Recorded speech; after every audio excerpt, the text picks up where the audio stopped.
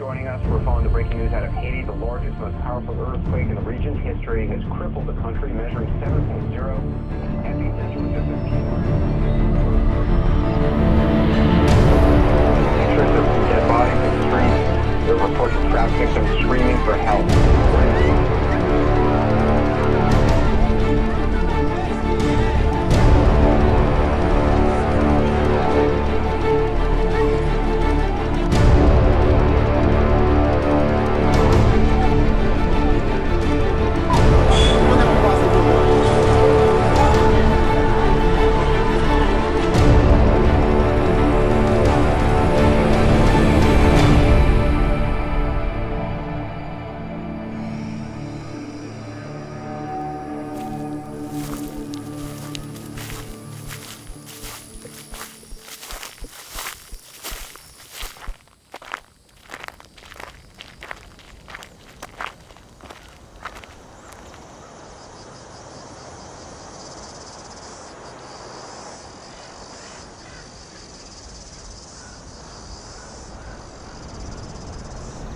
When the earthquake was happening, I was in the soccer field. I was practice.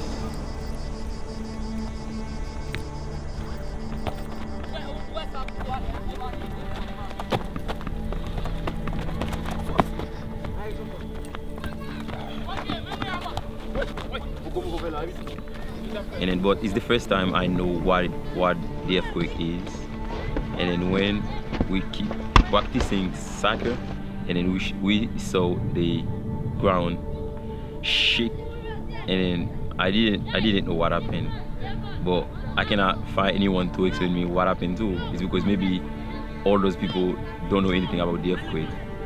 There is a lot of things can happen. You can die and something like this. I just thinking about people who die in the earthquake who doesn't accept Jesus yet, and then I just thinking, if I don't accept Jesus and I was die in the earthquake, what I'm gonna do, where I'm going. But I just sad for the people who doesn't accept Jesus yet and then they die, and then I don't know exactly where they're gonna go. I don't know what they are doing.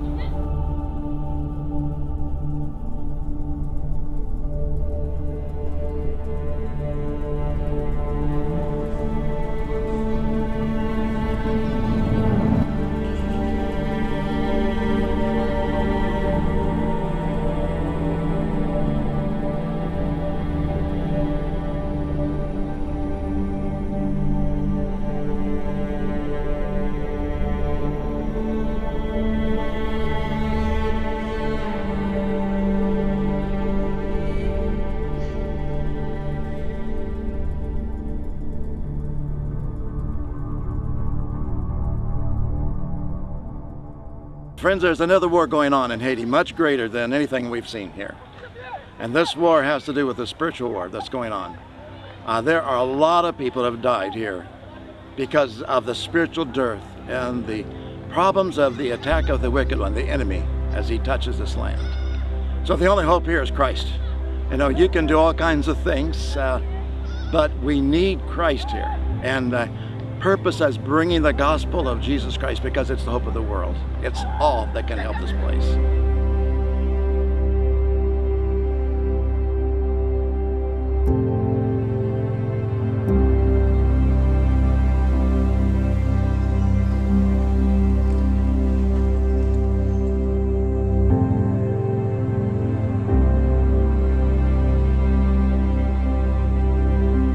In 2010, I found hope in the most unlikely of places, a little village about 45 minutes away from here called Myles. And it was the place where the surgical center had been set up after the earthquake.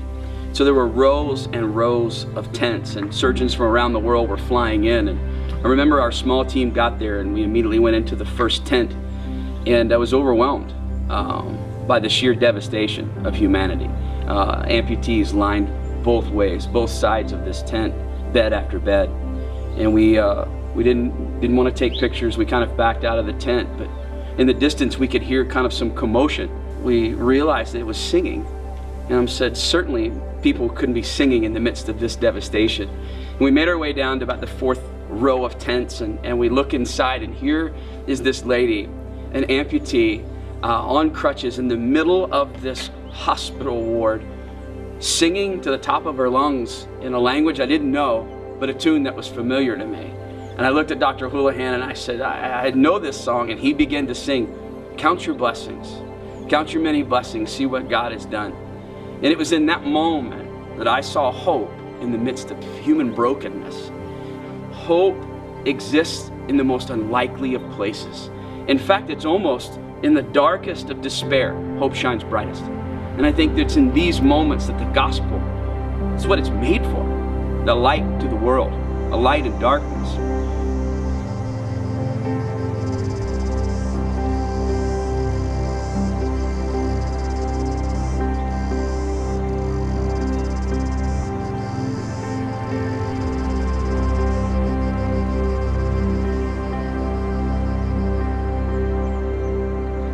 I had the opportunity to come down to Haiti about 30 days after the earthquake with Dr. Houlihan, Chris Owen, and 2 other students at the time in 2010.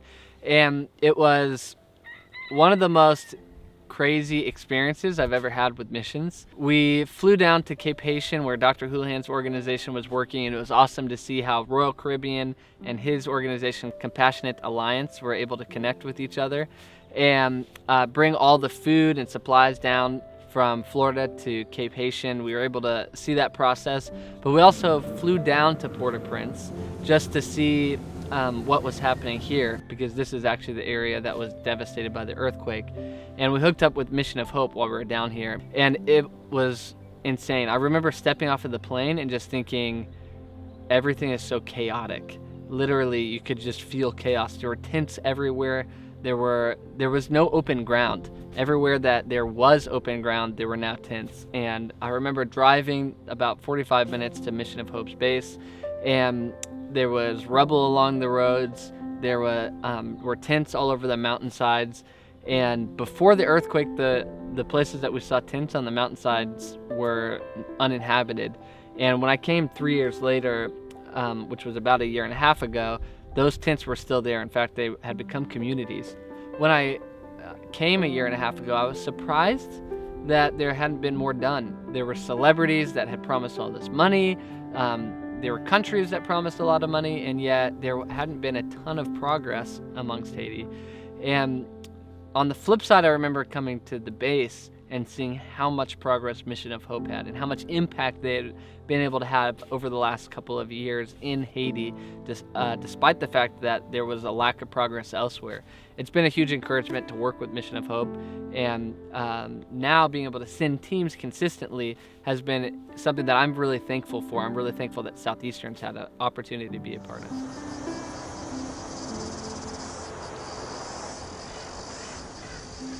Mission of Hope exists to bring life transformation to every man, woman, and child in Haiti. We do that through really 3 main areas. The first way is through church advancement. We want to see the church that God has made, ordained to grow and be what He intended it to be.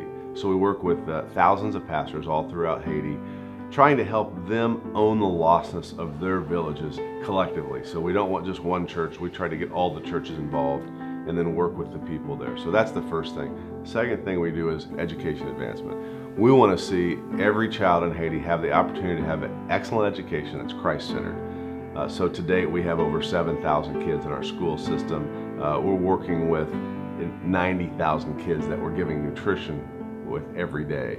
As well as the third thing is mobilization. We want to see people from North America come to Haiti, help us advance the gospel through the local church here in Haiti, and then be able to go back and apply what they did here at home, living missionally. I'm an educator, but I'm also a missionary, so I'm that combination. I believe the classroom, I believe in theory, I believe in reading good books and all this that we try to help our kids. But just to do that, I think you're a little bit schizophrenic spiritually. You know, you're half there. The gospel is a gospel of action.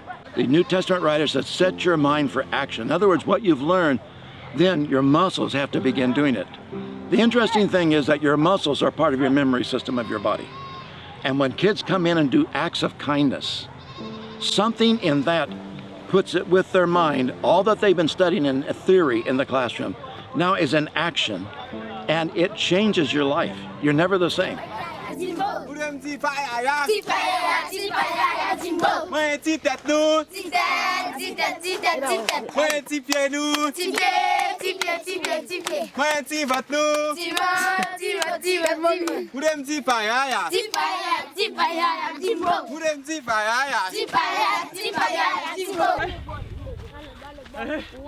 One, two,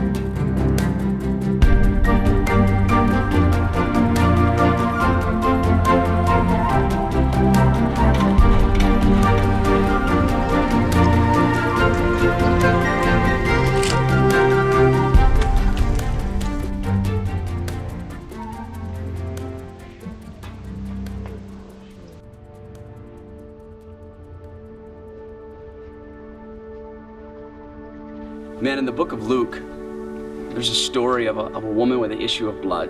The Bible says that she had been bleeding for 12 years. Being here in Haiti, everywhere you go is a chaos of humanity. There are people everywhere. It's to drive somewhere here is literally to drive around people. And it got me thinking about this woman pushing her way through the crowd because she had faith to believe that if she could just touch the hem of Jesus' garment, something would happen in her life. And I just think, man, we always want Jesus to come to us. And the reality is he's ever present all of the time. But there takes effort on our part to press through whatever crowd may be keeping us away. I heard one time a story of a young man that wanted to find truth. And he went to a monk high up in the mountains. And he said, I want to find truth. And the monk said, follow me. And so he went to the edge of the stream. The monk motioned for him to look down in the water. And when he looked down, the monk grabbed him and stuck his head down in the water. And he was flailing, trying to get out, and the monk held him. And just before he was about to die, because he needed air, he let him up. And he said, you'll find truth when you want truth as bad as you wanted that last breath. Hope to me is when I'm in a place where I need that last breath and I find Christ. That's hope. And that's why we're here, is there's a sea of people here that are trying to find hope in so many different fashions, not realizing that they're gasping for air and aren't able to find hope because they're not looking in the right spot. So the only hope here is Christ. You know, you can do all kinds of things, but we need Christ here. And the purpose is bringing the gospel of Jesus Christ because it's the hope of the world. It's all that can help this place. And so we pray, we're here. Our young people come, and we're not here just to see these kinds of things. We're here to bring hope to people that are desperately in need. So Jesus Christ has come.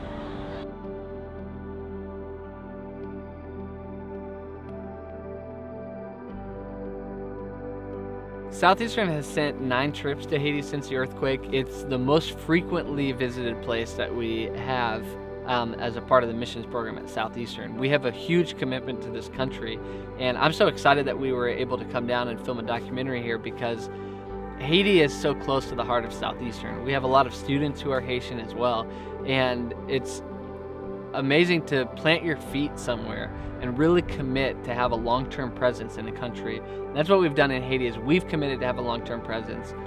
I'm really thankful that we can come down and borrow the influence of Mission of Hope so that we can go out into the communities. We can use the name that Mission of Hope has established to help further the gospel and help further the cause being the actual action of the gospel to the people.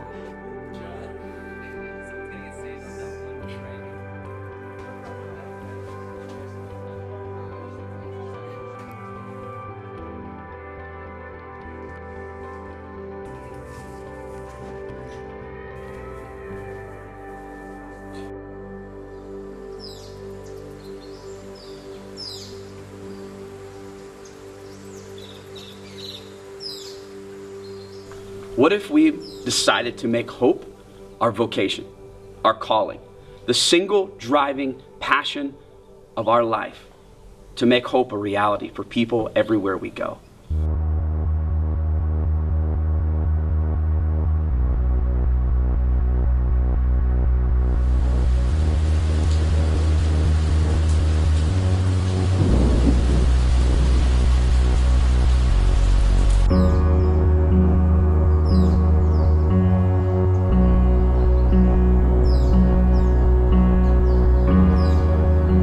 You see, hope is contagious. When you and I get a real glimpse of what Jesus has done in us, then we understand what he can do through us. And the idea of hope and being brokers of hope is this concept that, man, hope is an inexhaustible resource that Christ gives us every day. Some people get confused. They don't know how to be hope or offer hope. They think it only comes either by accident or through preaching. But the reality of it is, there are moments every day for you to speak life. There are moments every day for you to give rather than take. There are moments in life where you have the opportunity to travel around the world, see hope in person, and do something about it.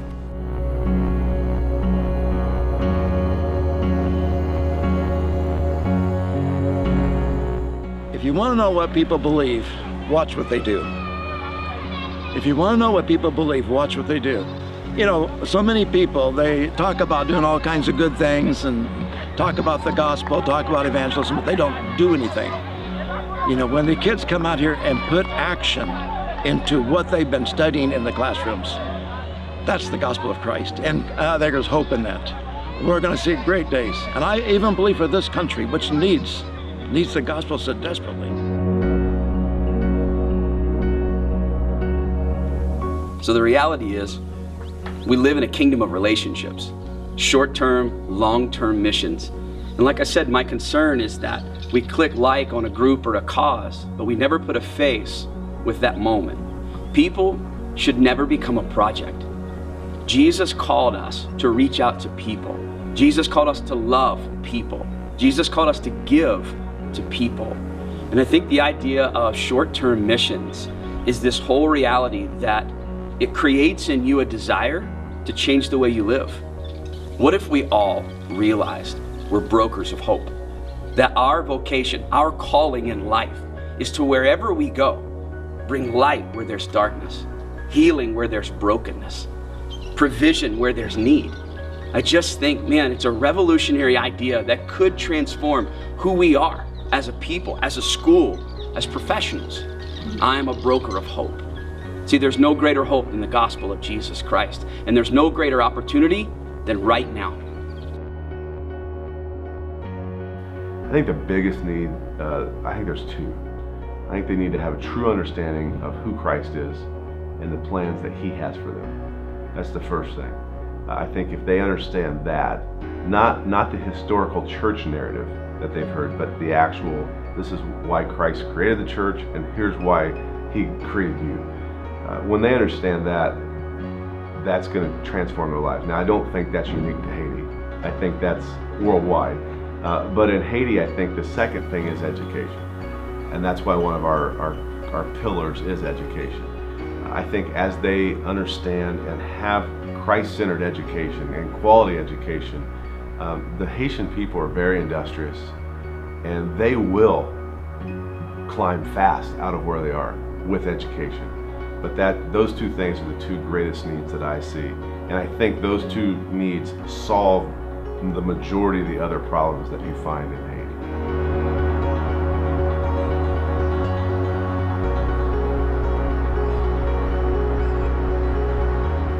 We're predominantly Haitian. We're a Haitian organization. So over 400 people here that work are from local folks. It's amazing to see the heart that they have for change and how they're looking for vision, someone that has a vision to see their nation really transformed. And when given the opportunity to see their nation become better and what God created it to be, they're all in. I've never seen a people group more willing to help, more willing to share, and more in love with what God's doing to the people of Haiti.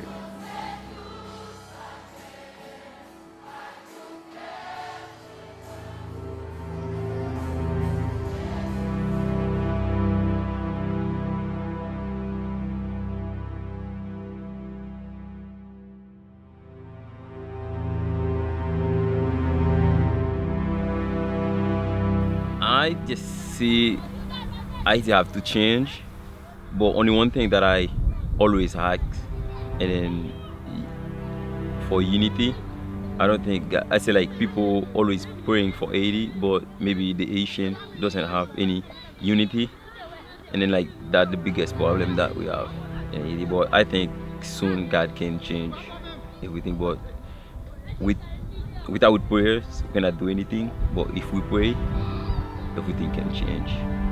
I think Haiti will change in the name of the Lord.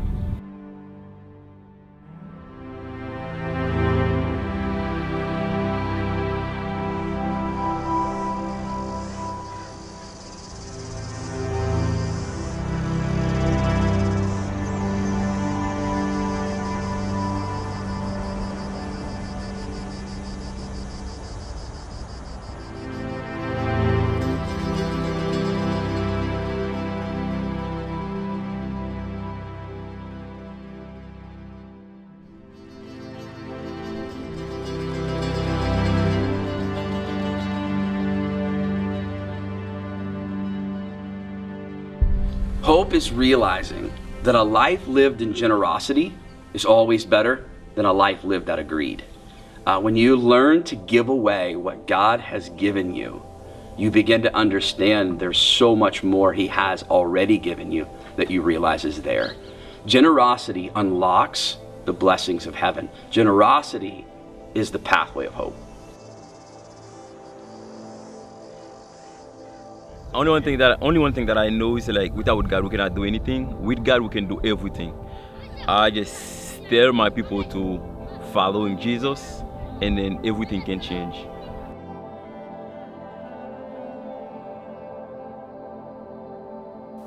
To give your life to the Lord, you have to find your mission in life. And the way you do that, I believe, is you look at the way God created you, the gift set that you have, and you see the vision Jesus had, and you apply those gifts to His vision. I think that's the greatest thing that you can do, is to use the gifts that you have, whatever that is. And when we do that, when I use my gifts and you use your gifts, we come together as the body, and we see a redemption that starts to happen worldwide. But it takes following His vision, which is reaching the lost, making disciples. And maybe you're sitting and listening to a speaker right now, or watching this film, and you're saying, what am I supposed to be doing with my life? My challenge to you would be to say yes to the Lord. He has made you for a specific purpose. And it's the end of that purpose is not just making money.